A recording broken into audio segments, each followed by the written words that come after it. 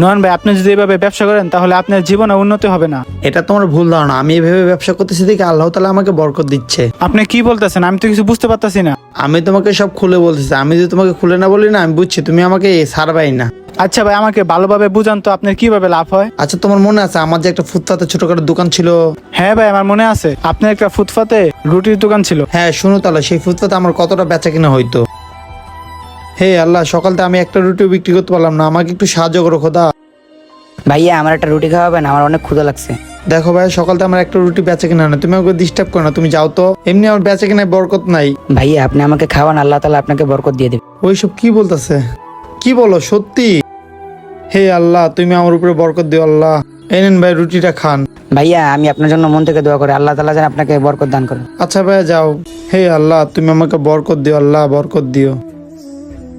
কি বলে ভাই এসব?